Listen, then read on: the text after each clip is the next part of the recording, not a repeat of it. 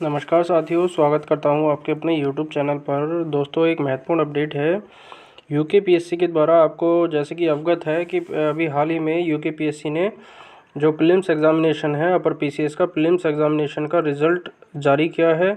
और अभी 2024 की मुख्य परीक्षा का डेट भी जो है कैलेंडर में मेंशन किया गया है। ठीक है, तो ये बहुत ही महत्वपूर्ण अपडेट रहने वाली है। और जितने भी लोगों ने प्रीलिम्स एग्ज़ामिनेशन को क्रैक किया है और अभी वो मेंस एग्ज़ामिनेशन में अपीयर होंगे, तो उनके लिए बहुत महत्वपूर्ण अपडेट रहने वाली है ये, क्योंकि इसके रिगार्डिंग उनको इस चीज़ का पता चलेगा कि मेंस एग्ज़ामिनेशन किस प्रकार का होता है और किन किन चीज़ों का ध्यान रखना होता है।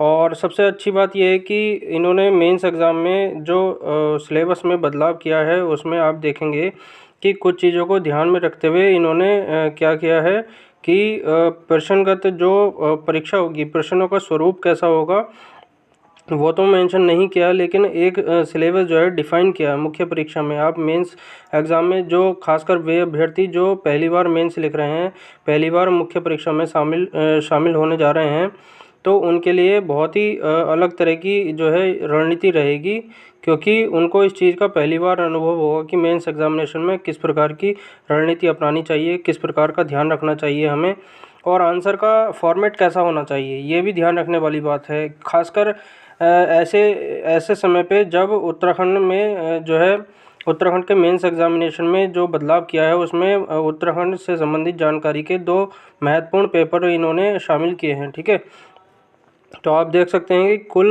जो इन्होंने बदलाव किया है, पूरे ये अपडेट दी है आयोग ने, तो आप देख सकते हैं इसमें अभी इन्होंने जो बदलाव किया है यूकेपीएससी ने उत्तराखंड सम्मिलित राज्य सिविल प्रवर अधीनस्थ सेवा परीक्षा 2024 का जो योजना है, उसमें जो प्रारंभिक परीक्षा है, ठीक है, प्रारंभिक परीक्षा तो आप देखेंगे कि प्रीलिम्स एग्जामिनेशन का वो पैटर्न जो है सेम रहेगा। ठीक है, प्रीलिम्स एग्जामिनेशन का पैटर्न सेम रहेगा, यानी कि 150 मार्क्स का एक प्रश्न पत्र होता है और जो है 150 मार्क्स का एक प्रश्न पत्र होता है। ठीक है, तो पहले वाले प्रश्न में जो है 150, पहले वाले प्रश्न पत्र में 150 प्रश्न आते हैं और सेकंड वाले में 100 प्रश्न आते हैं। ठीक है, पहले वाले में 1 नंबर का एक प्रश्न होता है और सेकंड वाले में 1.5 मार्क्स का एक प्रश्न होता है। ठीक है, तो उसमें जो है क्वालिफाइंग नेचर का पेपर होता है सेकंड वाला, जो सी सेट वाला पेपर होता है। तो पहले वाले पेपर में जो है इन्होंने लिखा है कि पहले वाले पेपर के आधार पर मेरिट निर्धारित की जाएगी। ठीक है, मेरिट निर्धारित की जाती है और सेकंड वाले पेपर में 33% अंक लाना अनिवार्य होता है। तो प्रीलिम्स एग्जामिनेशन का जो पैटर्न है वो तो समान ही रहने वाला है। आप देख सकते हैं कि जो प्रीलिम्स एग्ज़ाम में हाल ही में जिन्होंने भी दिया था, तो उसका सिलेबस जो डिफ़ाइन किया गया है वो तो सेम ही रहेगा। ठीक है, कुछ विशेष बदलाव नहीं किया है। लेकिन जो मेंस एग्जामिनेशन आप देखेंगे कि जो यूपीएससी है, ठीक है, संघ लोक सेवा आयोग है, उसकी प्रकृति पर आधारित इन्होंने पैटर्न को डिफाइन करने की कोशिश की है और काफ़ी हद तक ये बड़ा बदलाव इस वाली परीक्षा में देखने को मिलेगा। तो यहाँ पर सबसे मेन बात ये होती है कि प्रीलिम जो मेंस एग्जामिनेशन है उसमें क्या किया है। ठीक है, सामान्य हिंदी का एक प्रश्न पत्र होगा, असामान्य हिंदी का एक प्रश्न पत्र में 3 घंटे का होगा ये भी। ठीक है, और पूर्णांक होगा इसका 150 मार्क्स का। ठीक है, 150 अंक का ये प्रश्न पत्र होगा। इसके साथ ये जो निबंध वाला पेपर है, ये 3 घंटे का पेपर होगा। ठीक है, और ये भी 150 मार्क्स का होगा। लेकिन निबंध वाले पेपर में एक खास चीज़ ये होती है कि आपको अगर ज्ञान कम भी है और लिखने का तरीका आता है, तो आप उसमें बहुत अच्छा परफॉर्मेंस कर सकते हैं और निबंध में अच्छे नंबर लाए जा सकते हैं। ठीक है, अगर मैं बात करूं जीएस फर्स्ट की, GS second, GS third, GS fourth, ठीक है, 2 पेपर तो यहाँ पर जो है ये किसके हो गए, उत्तराखंड के जो प्रश्न पत्र होंगे उसके हो गए। लेकिन जो जीएस के चारों पेपर हैं, ठीक है, जीएस के चारों पेपर हैं, तो इसमें इन्होंने क्या किया है कि जो यूपीएससी वाला पैटर्न है, सेम पैटर्न को उठाकर इन्होंने इधर रखने की जो है कोशिश की है। और काफ़ी हद तक देख पा रहे हैं आप कि जो यूपीएससी के पैटर्न में सिलेबस दिया गया होता है, वो काफ़ी चीज़ें इसमें शामिल हैं। ठीक है, तो आप ये देख सकते हैं कि जो उत्तराखंड के अंदर जो व्यक्ति सिविल सेवा में आएगा, उसको इन चीज़ों का पता होगा, इन चीज़ों का ज्ञान होगा। उसके साथ साथ उसकी जो विश्लेषणात्मक क्षमता है उसको भी बढ़ाने का प्रयास किया जाएगा। तो यहाँ पर एक चीज़ देखने वाली है कि जो महत्वपूर्ण पूर्णांक है वो कितना रहने वाला है। यानी कि परीक्षा का, लिखित परीक्षा का कुल योग जो रहेगा वो 150 अंक का रहेगा। ठीक है, 150 सॉरी 1500 अंकों का रहेगा। ठीक है, और जो साक्षात्कार रहेगा 150 अंक का। ठीक है, तो कुल मिलाकर जो परीक्षा का जो मेरिट निर्धारित होगी वो 1650 अंकों पर निर्धारित होगी। ठीक है, और यहाँ पर नोट में लिखा है सभी प्रश्न पत्र अनिवार्य हैं। सामान्य हिंदी के प्रश्न पत्र में न्यूनतम 35% अंक प्राप्त करना अनिवार्य होगा। ठीक है, तो हिंदी का जो प्रश्न पत्र होगा उसमें 35% अंक आपको प्राप्त करना होगा। तो यहाँ भी ये बहुत महत्वपूर्ण बात हो जाती है। इसके साथ साथ आप देख सकते हैं कि जो मेंस एग्ज़ाम होता है उसको क्रैक करने की रणनीति क्या होती है। जो इस चीज़ से भली भांति परिचित है वो तो इसको आराम से क्रैक कर जाएगा। इसके साथ कुछ लोगों का ये भी डाउट रहेगा कि जो अभ्यर्थी ऐसे हैं कि उन्होंने आरओ का भी प्रीलिम्स क्रैक किया है, यानी कि समीक्षा अधिकारी, सहायक समीक्षा अधिकारी उत्तराखंड सचिवालय में जो अभी परीक्षा संपन्न हुई थी प्रीलिम्स एग्जामिनेशन की, उसका भी मेंस एग्ज़ाम इस महीने जो यानी कि अक्टूबर में अगले महीने जो है होने जा रहा है। और अपर पीसीएस का अपर पीसीएस का भी प्रीलिम्स एग्जामिनेशन उन्होंने क्रैक किया है। तो यहाँ पर ही देखने वाली बात होगी कि आपको किस प्रकार से तैयारी करनी चाहिए। हालांकि ये चीज़ सही रहेगी कि आपको किसी भी इंस्टीट्यूट पर, किसी भी जो है ऐसे संस्थान में आपको टेस्ट सीरीज ज्वाइन करना चाहिए, जिससे आपको ये पता चले कि आपको किस प्रकार से उत्तर डिज़ाइन करना है, आपको फॉर्मेट कैसा होना चाहिए। कोई भी व्यक्ति जो मेंस एग्ज़ाम में अपीयर होगा उसको ये बात निश्चित रूप से पता होगी कि उनके सामने जो प्रीलिम्स जो मेंस एग्ज़ाम आने वाला है उनके लिए, सबके लिए नया रहेगा। ठीक है, बस अंतर इतना होता है कि जो आपका मेंस का आंसर राइटिंग, ठीक है, आंसर राइटिंग जो होता है वो सबसे मेन होता है। अगर आपने आंसर राइटिंग शुरू नहीं किया तो अभी से लग जाइए। ठीक है, दिन के कम से कम आप 10 आंसर तो पर डे लिखिए। ठीक है, 10 आंसर पर डे लिखिए। और एक जो नोटबुक आती है यूपीएससी का फॉर्मेट वाली कॉपी, मैंने पिछली वीडियो में दिखाया था आपको, अगर आपने नहीं देखा तो जाकर देख लीजिए। तो आपको 10 जो है आंसर पर डे के हिसाब से लिखनी चाहिए। और विद इन वन वीक आपको क्या करना चाहिए, विद इन 1 वीक आपको 2 निबंध, हर हफ्ते 2 निबंध तो लिखने ही चाहिए। ठीक है, 1 वीक में 2 निबंध लिखने चाहिए। और टाइम का शेड्यूल लगा के, ये नहीं कि आप ऐसे ही लिखने बैठ गए, और बाकायदा उसका फॉर्मेट तैयार कीजिए। फॉर्मेट कैसा होना चाहिए मैं एक वीडियो पहले ही बना चुका हूँ निबंध को लेकर, और मैं आगे भी बताऊँगा, एक वीडियो में बनाऊंगा आगे भी कि निबंध किस प्रकार से अच्छा निबंध लिखा जा सकता है। उसमें मैं अपने नोट्स भी दिखाऊंगा कि आपको इस प्रकार के जो है टॉपिक इस तरह से तैयार करने चाहिए निबंध में।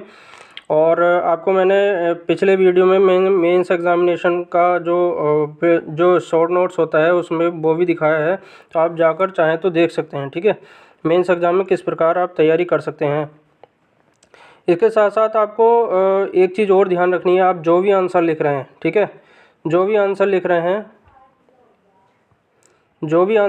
आप, जो आपके सीनियर हैं, ठीक है, जो पीसीएस का मेंस एग्ज़ामिनेशन लिखे हुए हैं, मेंस एग्ज़ाम में मतलब अपीयर हुए हैं, या फिर वो इंटरव्यू तक पहुँचे हुए हैं, ठीक है, इंटरव्यू तक पहुँचे हुए हैं, या फिर कोई अच्छी संस्थान है वहाँ पर आप अपने आंसर का एवेल्यूएशन कराइए। ठीक है, आप उसका मूल्यांकन कराइए, आपको ये पता चलेगा कि मेरे आंसर में क्या कमी है। ठीक है, इवेल्यूएट कराना बहुत इंपॉर्टेंट है। अगर आप आंसर को इवेल्यूएट नहीं कराते हैं तो आपका नंबर कम होने के चांस बढ़ जाएंगे। ठीक है, और वहीं आप अगर इवेल्यूएशन कराते हैं तो आपको आपकी कमी पता चलेगी कि आपकी यहाँ कमी है और आपको किस प्रकार से तैयारी करनी चाहिए। तो आंसर राइटिंग में सबसे मेन होता है कि आपको इन चीज़ों का ध्यान रखना है कि पॉइंट वाइज लिखना है। ठीक है, पॉइंट वाइज लिखना है, बुलेट पॉइंट में लिखना है। बिल्कुल, आपने जैसे क्वेश्चन पूछ लिया कि G20 के बारे में आप क्या समझते हैं, G20 से भारत पर क्या प्रभाव पड़ेगा। ठीक है, G20 भारत के लिए क्यों महत्वपूर्ण है। तो इस तरह से आप जब आंसर लिखेंगे, सबसे पहले आप G20 का थोड़ा सा जो डेफिनेशन है वो देंगे। ठीक है, उसके बाद जो क्वेश्चन पूछ रहा है उस पर आएंगे कि G20 भारत के लिए क्यों महत्वपूर्ण है। ठीक है, तो भारत के लिए क्यों महत्वपूर्ण है उसको आप बुलेट पॉइंट में एकदम बुलेट पॉइंट में लिखना आपको कि इस तरह से महत्वपूर्ण है। भारत की जो वैश्विक स्तर पर छवि है उसको किस प्रकार से आगे बढ़ाएगा, और भारत के साथ जो है भारत के किन देशों के साथ रिश्ते मजबूत हैं, और उसका G20 में क्या नया कुछ इनोवेट हुआ है, तो वो चीज़ भी आप ध्यान रखेंगे। ठीक है, इस चीज़ को भी ध्यान रखते हुए चलेंगे तो काफ़ी हद तक चीज़ें आपको समझ में आ जाएंगी। उसके बाद एक लास्ट में दे देंगे कंक्लूज़न, ठीक है। तो उसमें कंक्लूज़न जो होगा उसमें आगे की राह आपको देनी होगी, यानी कि जो कुछ नया आपको, अगर आप कुछ नया इनोवेटिव सोचते हैं तो कुछ नई बात उसमें लिख सकते हैं कि इस तरह से कुछ नया करना चाहिए, या फिर आगे की राह आपको किस प्रकार से आने वाले समय में भारत को क्या इससे लाभ होगा, तो वो चीज़ें भी इसमें शामिल की जानी चाहिए, ठीक है। तो आपको इस तरह से आंसर लिखना है कि एग्जामिनर जब आपका आंसर पढ़ेगा उसको जो अन्य व्यक्ति का आंसर है, अन्य अभ्यर्थी का आंसर है, उससे कुछ इनोवेट दिखाई दे, कुछ अलग लगे, तभी वो आपको अच्छे नंबर से रिवॉर्ड करेगा, ठीक है। अच्छे नंबर वो जब ही देगा जब आपको आपके आंसर में कुछ विशेष होगा, ठीक है। तो यहाँ पर ये चीज़ें आपको ध्यान रखनी होंगी। तो क्वेश्चन इस तरह से पूछ सकता है। क्वेश्चन पूछने का दो पैटर्न होता है, एक तो होता है स्टैटिक, ठीक है, एक तो होता है स्टैटिक। स्टैटिक वाला पोर्शन आप कैसे कर सकते हैं, जो सिलेबस में डिफ़ाइन है, ठीक है, सिलेबस में डिफ़ाइन है, सबके शॉर्ट नोट बना लीजिए, बुलेट पॉइंट में तैयार कर लीजिए। अगर कोई 10 पेज का कुछ टॉपिक है, कुछ बड़ा टॉपिक है, तो उसको कोशिश करिए 2 पेज में समेटने की, ठीक है। एक स्टैटिक वाला पोर्शन होता है, एक होता है डायनामिक, ठीक है, एक डायनामिक होता है। डायनामिक में क्या आ जाता है, डायनामिक में करंट अफेयर्स आता है, ठीक है। डायनामिक में कौन सा पोर्शन आता है, करंट अफेयर्स। यानी कि स्टैटिक आप कैसे तैयार करेंगे, सबसे मेन है स्टैटिक, जो नंबर आपको ज़्यादा दिलाएगा वो दिलाएगा आपको स्टैटिक पोर्शन, ठीक है। एक होता है डायनामिक। डायनामिक से कौन से क्वेश्चन पूछे जाते हैं, वो क्वेश्चन पूछे जाते हैं जो करंट अफेयर्स में शामिल होते हैं। जैसे हाल में जो चल रही चीज़ें होती हैं वो डायनामिक में शामिल कर दी जाती हैं। जैसे मैं अगर सिलेबस में बात करूँ, सिलेबस में अगर हम बात करें तो सबसे पहले जैसे कि भारतीय विरासत और संस्कृति, विश्व इतिहास एवं भूगोल और समाज, ठीक है। तो इस प्रकार की जो है इसमें सिलेबस में डिफ़ाइन है। जैसे कि आपको पता है इसमें संस्कृति वाली बात आ रही है, तो आप देखेंगे कि नालंदा जो विश्वविद्यालय है वो चर्चाओं में रहा था, अभी पीछे देखा होगा आपने। तो नालंदा से क्वेश्चन बन सकता है कि नालंदा जो है किस प्रकार से जो है इसका इतिहास क्या रहा है। तो इसको स्टैटिक और करंट अफेयर्स, स्टैटिक और डायनामिक दोनों पोर्शन इसमें शामिल हो जाते हैं, आपको उससे जोड़ते हुए पढ़ना चाहिए, ठीक है। तो यहाँ ये चीज़ ध्यान रखने वाली बात होगी, आपको मेंस एग्ज़ाम किस तरह से तैयार करना होगा। एक चीज़ विशेष ध्यान रखना, आप सब चीज़ इसमें से तैयार कर लेंगे। जो मेंस एग्ज़ामिनेशन होगा, मेंस एग्ज़ाम में आपको क्या करना होगा, जो विश्व इतिहास वाला पोर्शन है, ठीक है, जो फर्स्ट पेपर में विश्व इतिहास वाला पोर्शन है, आप उसका एक काम कर सकते हैं कि जो यूपीएससी का मेंस एग्ज़ामिनेशन का पिछले 10 वर्षों का पेपर हुआ है, यानी कि जीएस फर्स्ट पेपर, आप दृष्टि की जो मेंस एग्ज़ाम की जो बुक आती है मेंस एग्ज़ाम की, तो उसको आप उठा के देख सकते हैं, ठीक है। अगर आपने पिछले 10 वर्षों के जो है मेंस एग्ज़ाम के दृष्टि के नोट्स उठा लिए जो यूपीएससी में पिछले वर्षों में पेपर हुए हैं, तो आपका विश्व इतिहास वहीं से तैयार हो जाएगा, आपको कुछ अलग पढ़ने की ज़रूरत नहीं है, ठीक है। आपको कुछ विशेष पढ़ने की ज़रूरत नहीं है, केवल आप 10 वर्षों के जो मेंस एग्ज़ाम के उनके शॉर्ट नोट्स बना लीजिए, तो वहीं से आपका काम हो जाएगा, ठीक है। इसके अलावा एक डाउट ये होता है कि जो पॉलिटी वाला सेशन है, पॉलिटी वाला तो आप आराम से कर सकते हैं, ठीक है। पॉलिटी वाला के लिए लक्ष्मीकांत है और शासन प्रणाली, सामाजिक न्याय और अंतर्राष्ट्रीय संबंध। ये अंतर्राष्ट्रीय संबंध करंट अफेयर से होगा, सामाजिक न्याय जो होगा उसके लिए आपको नोट्स बनाना होगा, ठीक है, उसके लिए आपको नोट्स बनाना होगा। और इसके अलावा जो प्रौद्योगिकी, आर्थिक विकास, जैव विविधता, पर्यावरण सुरक्षा तथा आपदा प्रबंधन, आपदा प्रबंधन के लिए आप एनसीईआरटी का सहारा ले सकते हैं। पर्यावरण सुरक्षा, जैव विविधता, आर्थिक विकास, प्रौद्योगिकी, इनके लिए आप दृष्टि, जो दृष्टि की कोई बुक आती है उससे आप शॉर्ट नोट तैयार कर लीजिए, ठीक है। दृष्टि केवल दृष्टि का इम्पोर्टेंट है, वहाँ से आप उठा के इसका मेंस का शॉर्ट नोट बना लीजिए और आपका आंसर को इनोवेट करने में काफ़ी हेल्प करेगा।